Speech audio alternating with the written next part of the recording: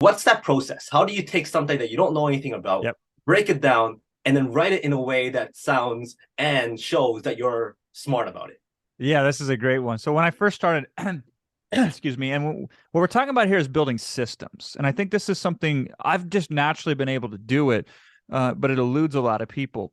The first article writing system that I wrote, it was laughable. Now, context. Back then, there was a site called Easy in Articles, and you could write an article, publish it in this article directory, and put a little bio box at the end of your article that says, for more information, check out my website, kind of a deal. You could publish it and you could get a lot of traffic for free. Like Google loved Easy articles. I don't know why, but they did. So everybody wanted to write articles to publish them in Easy articles, put enough keyword density in there. So, look at a certain keyword phrase that you'd like to get traffic for, write an article around it. So these are very superficial articles. They weren't made to wow anybody or blow anybody's mind. They were search engine food, as I like to call them. So the way that I did that at the time was I'm like, okay, whatever the topic is, I'm going to go to 3 different sites for research. And so that way I could have a unique article. So I'd get insight from, and I'd have 3 main points. So here's how all my articles were structured at the time: introduction, 3 main points, outro. So essentially 5 paragraphs. Introduction was almost always the same. It was a template that was fill in the blanks with slight modification. Most of it was like, if you want to learn X, here's what you're going to discover in this article. Specifically, we're going to cover these 3 points. After we go through these 3 points, you should be able to do blank. That was it, right? It's funny because I haven't wrote one of these articles in about 9 years, but I can still remember the template. And then main point 1, we introduce it. We talk about what it is. We support it with 2 subpoints. And then we transition to the next main point, and we do that 3 times. So I could show people, just take 3 different websites, search the same article, content, or topic or idea, scan down the first one. As soon as you see a main point that focuses on the topic, grab that. That's your first main point, and I'll find 2 subpoints for it. Go to the second site, do the same thing. Go to the third site, do the same thing. And you could whip up these articles very quickly, publish them, and get traffic. Now, here's what's great about systems, Fong, because once we build one, we can build another one on top of it. So what I started doing with my info products, at first I didn't have a system. When I'd create these 111 products, as I called them, I would just sit down and say, you want to know how to do X? Here's the first thing you do. Here's the second thing you do. Here's the third thing you do. Here's the 4th, 5th, 6th, 7th, whatever, right? Just pure step by step. No history lesson, no warm up, no introduction, nothing. Later on, I started studying more like motivation theory, why people are motivated to do stuff. And I started studying different types of how people best consume information. So I started to build a better model, I felt, for communication, which now the model was, whatever the topic was, here's why it's important, here's what's involved, here's how to use it, and here's what can happen when you use it. So the introduction is essentially like, here's why this is important. So there's a lot of people out there that if they don't know the why, it's hard for them to do the how. So this helps them. And it helps me write, because I just have to talk about 2, 3, 4, 5 reasons why it's important.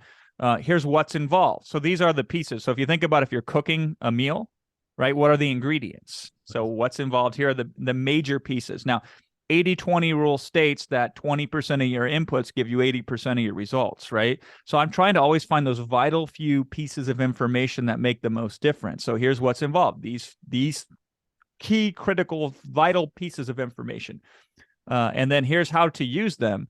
How to use them is there's only 2 ways you can teach anything. You can teach it step by step, or you can teach it as here's a variety of factors to consider when you do X.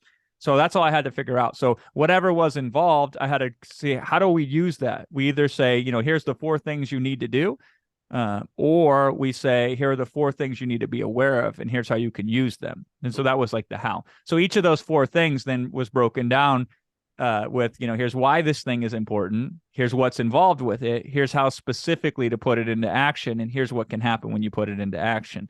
And we would do that for each point. And then the conclusion, we would wrap it up. We could say, here's how you can immediately benefit from this the first time you use it. Here's what it can lead to over time. And then here's encouragement for you to go out there and use it. That's the whole system. And so I now, for most of my communication, started to just run it through that. So if it's If it's a report or a free ebook we're going to give away to build leads, that's easy to do. I can just calibrate it down to make it 5, 6, 7 pages and follow that system. If it's a in-depth product, then we go deeper into that system, but the framework is still the same. Mm-hmm. And then if it's something more massive, we just break it down, and we could teach it over a period of weeks, 1 step per week, and we could still use the same system, but we could go more in depth to it, right? But here was the game changer for me is when I started doing webinars, which has made me more money than anything and has impacted more audience that I reached than anything. It was, I just needed to build a new system essentially for the intro. I need to have an intro that hooked people in, that simultaneously opened them up to be empowered in a way, but also opened them up to invest at the end if we were going to make an offer. And then my content section of my webinar was just that system that I talked about. So I took a portion of that system over there that was purely for content purposes, forklifted it and applied it in a system over here that was more for sales purposes. And that was the edge that I had going in on webinars, is I had an ability to create transformation in a way that most other people didn't. And then I added the sales components to it over time.